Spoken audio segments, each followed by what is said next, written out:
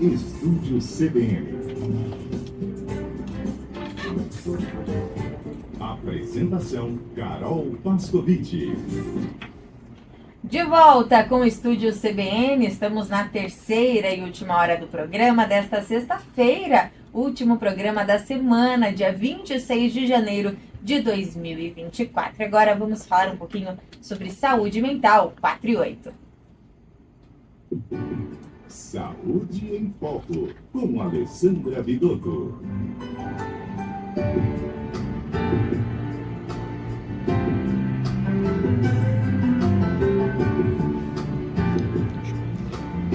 Do break, depois você não fala a hora da série do break, tá? Doutora Alessandra Vidotto, boa tarde, tudo bem com você? Boa tarde, Carol, boa tarde, Kleber, todos os queridos ouvintes da CBN. Comigo tá tudo bem, com você? Tudo certo também, doutora. E a saúde mental tá em dia? Sim, estamos trabalhando para isso, incansavelmente. É isso aí, é isso que a gente vai falar hoje, né, doutora? Porque Sim. no programa passado nós falamos um pouquinho sobre saúde mental, o que é saúde mental de fato. E hoje você vai trazer dicas de como a gente manter a sanidade mental. Isso, como a gente faz no dia a dia para a gente manter a nossa sanidade mental.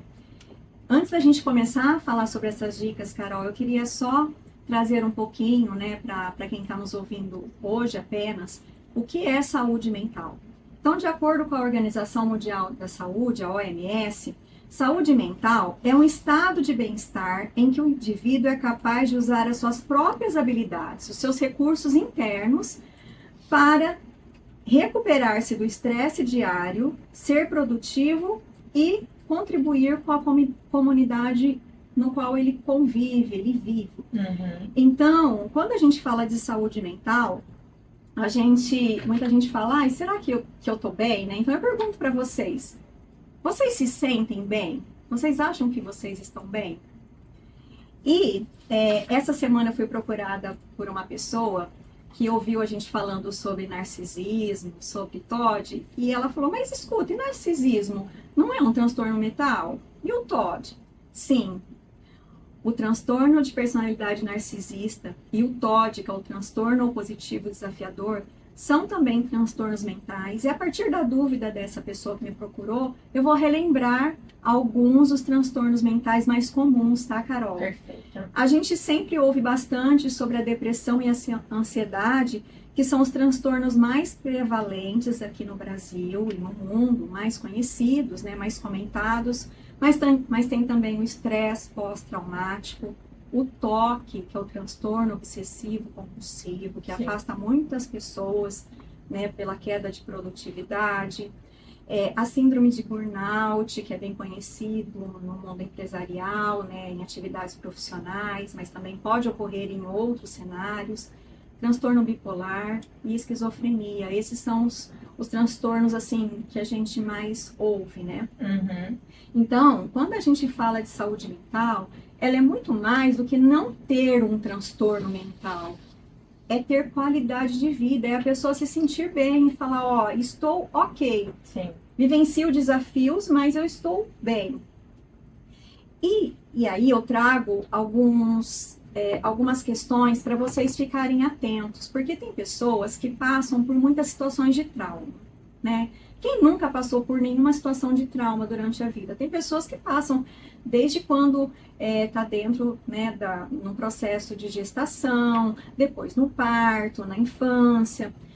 E existem situações que esses traumas, eles não foram olhados, não foram cuidados, e essas pessoas, elas podem desenvolver gatilhos. Toda situação que é uma situação que traz algum tipo de desafio, algum tipo de desconforto, essa pessoa pode ser adulta, pode ser um pai, uma mãe, vivenciando qualquer desafio com o filho ou a filha, podem ter situações que desencadeiam gatilhos, que ela vivenciam aqueles traumas que ela mesma vivenciou durante a infância ou outro momento. Então é importante que que quem está nos ouvindo fique atento, né, ao que passou, ao que sente, Sim. para buscar auxílio, né, e olhar para as próprias questões, né, para não ficar vivenciando esses gatilhos, né, e nem os estresses pós-traumáticos. Um cenário também que é muito comum ter questões que a gente sabe que existe ali um comprometimento temporário da saúde mental, muitas vezes, é a gestação.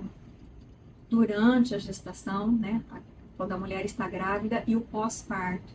Então, eu faço aqui, né, um apelo para essas mulheres se cuidarem, solicitar ajuda de pessoas que confiam, pedir ajuda em casa, cuidado com o bebezinho, para que ela se sinta, essas pessoas, essas mulheres possam se sentir mais confortáveis. Isso é muito importante, né? É um momento muito delicado da saúde da mulher. E aí, então, eu queria convidar vocês para a gente fazer como se fosse um ping-pong, né? Legal. Eu vou trazer alguns hábitos que são nocivos, que a gente pode olhar, refletir para buscar minimizar, porque isso está sobre a nossa responsabilidade, a gente pode mudar. E eu trago dicas do que fazer para melhorar esses hábitos que são nocivos, tá? Então, a gente falou sobre o excesso de celular e redes sociais. E mais uma vez eu deixo claro aqui que eu não estou pedindo para ninguém deixar de usar celular nem rede social. A gente sabe o quanto é importante, Sim. mas diminuir o uso, buscando tempo de presença, qualidade de vida com você mesmo, com os seus familiares, com as pessoas à sua volta, né? Porque, principalmente, o uso indiscriminado das redes sociais podem trazer situações de insatisfação generalizada, porque a pessoa busca muito fora e deixa ali de olhar para ela mesma. E hoje a gente está num momento que a vida está pedindo para a gente olhar para nós mesmos, né? A interiorização. Então, isso é muito importante. E aí eu trouxe, então, aqui algumas dicas para vocês irem reduzindo esse uso de celular, para a gente fazer uma desconexão do celular. Então, a primeira dica que eu trago é: evite levar celular para as refeições. Tire de perto, para que você possa olhar para o seu prato, olhar para as pessoas que estão à sua volta e poder degustar aquela refeição e estar em tempo de presença com as pessoas ao seu lado. Isso é bem importante. O que eu também trago, que é muito efetivo, tirar os alarmes dos grupos, aquelas campainhas que chegam muitas vezes, deixar ou sem barulho, silenciado, ou tem grupos que a gente pode realmente tirar as notificações. Existem grupos que trazem, assim, uma questão mais tóxica, de muitas mensagens ou conteúdos que não são agradáveis.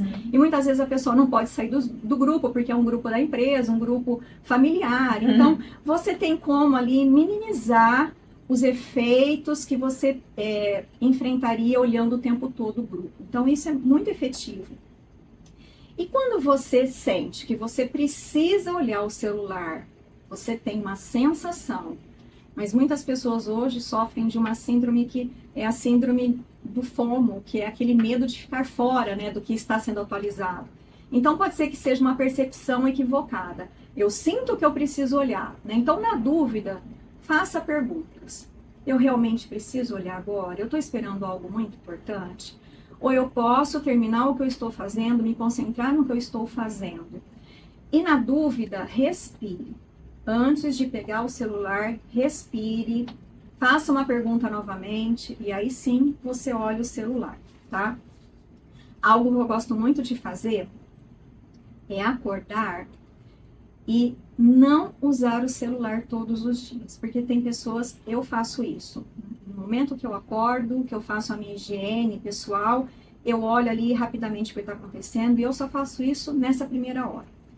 Mas eu aprendi num curso em São Paulo que eu fui fazer de respiração consciente e meditação, muito efetivo, foi uma semana inteira, de não fazer isso. Para a gente sentir o nosso corpo, entrar em contato com o que está acontecendo naqueles primeiros minutos que a gente acorda. E isso é tão efetivo que eu fiz hoje de manhã e eu lembrei de aspectos importantes que eu tinha que trazer hoje para o programa. Olha só. Então, olha como é efetivo isso. Então, são dicas aí que podem auxiliar vocês. A segunda questão, né, que é um comportamento nocivo, que muitas pessoas, infelizmente, sofrem, é dormir mal constantemente. Não é um dia só, uma noite que você não dorme bem. São várias noites. Essa questão de dormir mal constantemente, ela pode trazer fadiga crônica, generalizada, que desencadeia pensamentos negativos, impulsividade, falta de concentração, alterações de humor e irritabilidade. Pessoas que não dormem bem, constantemente acordam como se tivesse com a famosa TPM, né? Sempre irritadiça, sem paciência. E isso, com o passar do tempo, vai comprometer a saúde física, pode prejudicar já uma questão que a pessoa já tenha de saúde mental, ou salientar os transtornos mentais que essa pessoa já possa ter. Então, é muito importante manter essa qualidade do sono. E aí, eu trouxe dicas importantes para a pessoa se desconectar, porque para essa pessoa não estar dormindo muito bem, ela precisa provavelmente estar com ansiedade, com a síndrome do pensamento acelerado, muito agitada. Então, o que é mais importante? A pessoa vai dormir, deixe fora do quarto computador, notebook, tablet, celulares, sempre fora do quarto. Importante também a pessoa evitar usar celular antes de dormir. Vai dormir? Busque usar 1 hora antes, 2 horas antes, para ela poder ter um tempo ali sem estímulo visual, sem estímulo ali mental. Não foi possível, precisou trabalhar até tarde. O que eu recomendo? Tome um banho. O banho muitas vezes faz a pessoa fazer essa desconexão com o celular, tá? Relaxa. Relaxa. Também, né?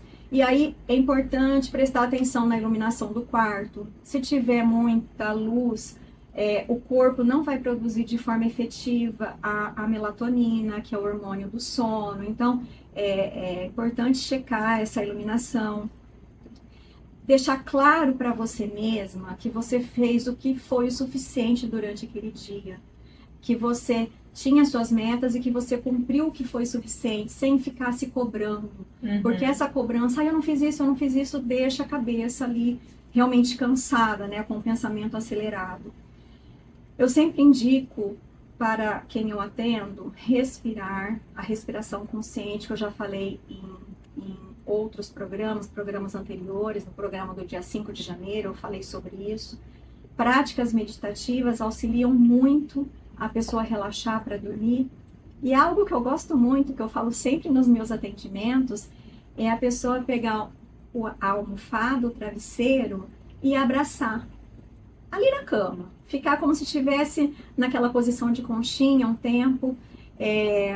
Isso traz liberação de hormônios importantes para o relaxamento. Ah, é? Eu vou falar sobre isso com mais atenção em maio, que é o mês da terapia do abraço. Legal. E aí eu trago todos os pontos para vocês entenderem como funciona. Que tá? legal, doutora. Isso é bem efetivo.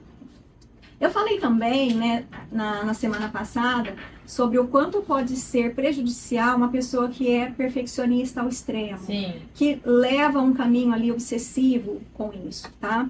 Então, é sempre importante a pessoa se perguntar, eu estou exagerando? Tá passando um pouco da conta? E o que eu sempre falo com meu marido, porque a gente é assim, a gente tem um nível de qualidade um pouco alta para os dias atuais, né? O que a gente sempre conversa é que o ótimo é inimigo do bom. Mas eu trago uma ressalva aqui, até a gente estava conversando um pouco antes sobre isso, né, Carol? Eu tenho impressão e vejo, né, na minha prática, que parece que está tendo um apagão de serviço de qualidade, Sim. oferecimento de produtos de qualidade. Então, muitas vezes, pessoas que têm, assim, um olho um pouco mais crítico, que busca por uma qualidade melhor, às vezes passam por situações, né, que, você é muito exigente, e não é assim. Então, você pode se perguntar se você realmente está sendo muito exigente, se aquilo está te paralisando, ou se você pode continuar com essa busca de forma equilibrada, né? É algo também que é muito nocivo, consumo exagerado. Todo tipo de consumismo de bebida, de droga, alimentos que são conhecidos que não são saudáveis, né? Sim. E eu sempre costumo dizer que tudo que é muito extremo pode trazer desequilíbrio. Então, fique atento e, novamente, faça perguntas. E aqui vai um alerta. Se você tem questões de consumismo, vícios e compulsões, já pode ser algo que você precisa olhar, tá? É sempre importante ficar alerta com isso. Realmente preciso disso? Isso é importante para mim? Eu quero realmente tomar essa bebida, comer essa comida? Quando você faz isso, você vai trazendo consciência para o seu corpo, consciência corporal, e nesse momento você pode reduzir doses ou quantidades. Então você pode começar a entrar no movimento de melhora de forma rápida, tá? O último dano aqui que eu trouxe para vocês é reprimir sentimentos. Acho que esse é um dos que as pessoas mais fazem, né, doutora? Uma necessidade de sempre se mostrar forte, que está bem, não mostrar vulnerabilidade. Então, a minha dica é: busque conhecer o que está acontecendo com você, o que você sente, como você se comporta, se aquilo é algo que você precisa olhar e buscar auxílio. Praticar a comunicação não violenta para se expressar melhor com as pessoas à sua volta. Então, são dicas, né, de como a gente melhorar esses hábitos que podem ser nocivos. E para finalizar, Carol, eu trouxe aqui dicas que eu trago muito nos meus atendimentos, né, no processo terapêutico, que eu vou chamar aqui para vocês de caminho terapêutico, tá? Normalmente, quando uma pessoa começa a fazer terapia, começa um processo terapêutico, ela pode ter a impressão que parece que aquela situação está desconfortável, ou que existe uma piora inicial de como ela estava antes de começar a terapia.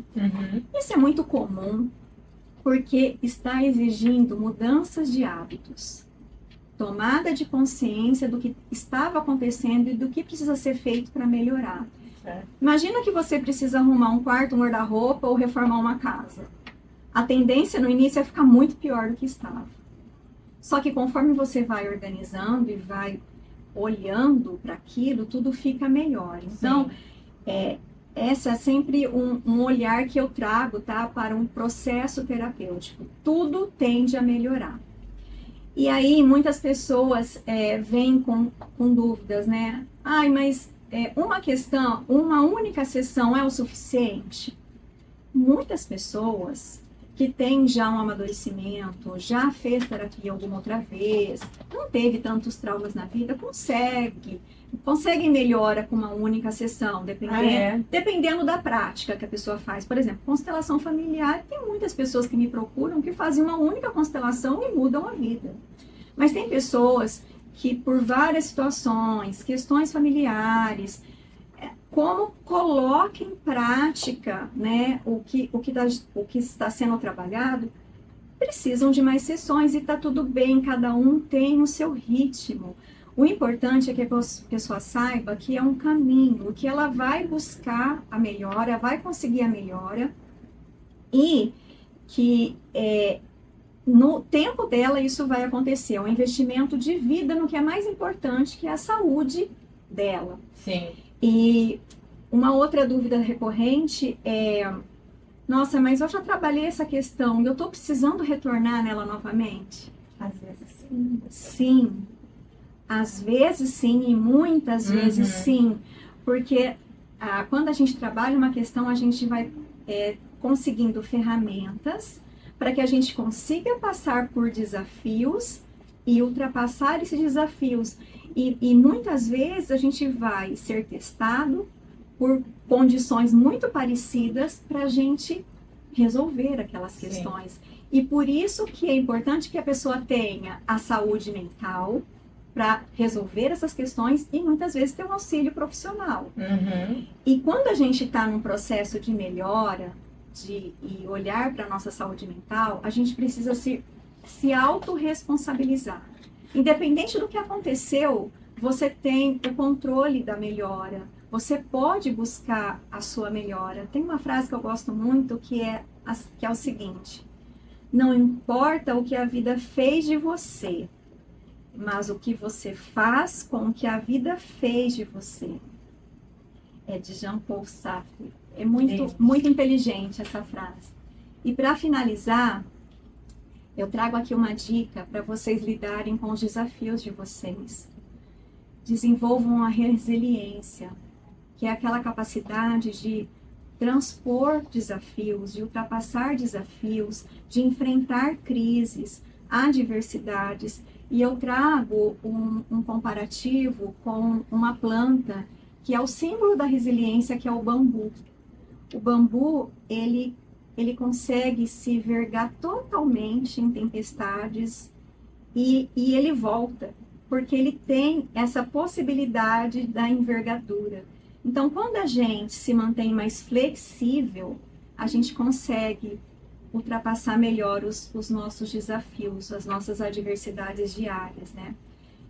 E bons hábitos, Carol, e todos os queridos ouvintes da Rádio CBN, são como banho.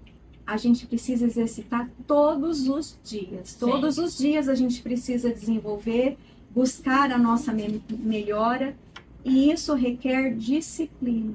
Só com disciplina a gente consegue trazer novos hábitos para manter a nossa saúde mental.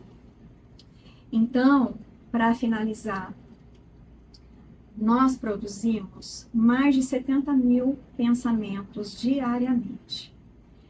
Entre 70% e 80% deles não servem para nada. Não nos traz conhecimento, melhora e evolução. Então é importante que a gente comece a diminuir aquela voz crítica que a gente tem, aquela nossa autocrítica que a gente chama de muitas vezes voz tagarela. Então, quando vocês estiverem assim com muitas dúvidas, se sentindo mal, se sentindo inadequado com qualquer situação, façam perguntas para vocês mesmos. Isso aí é assim mesmo? Eu preciso estar me sentindo dessa forma? Será que aquela pessoa realmente está falando isso para mim ou ela não está num bom dia? Uhum. Será que eu não estou sendo exigente demais comigo? Então, qualquer situação de medo, de insegurança, medo de crítica dos outros, medo da autocrítica, faça essas perguntas, porque muitas vezes essa mente tagarela faz com que a gente se paralise. Então, é importante a gente trabalhar, né, isso. E se precisar, faça uma pausa, ganhe fôlego. A gente está vivenciando um momento de muito desafio, eu e meu marido, com situações que a gente está vivenciando, né? E a gente chegou a uma semana a falar, a gente precisa de uma pausa. Nós precisamos dar um tempo para a gente conseguir olhar com um panorama mais claro, sem aquela turbulência, né?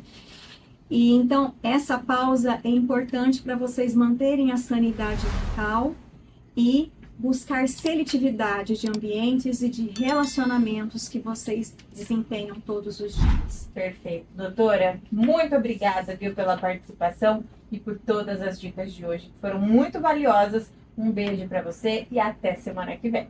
Carol, como sempre, para mim foi um prazer, agradeço muito. Ótimo final de semana a todos. Para você também, doutora. E agora a gente vai para o Repórter CBN.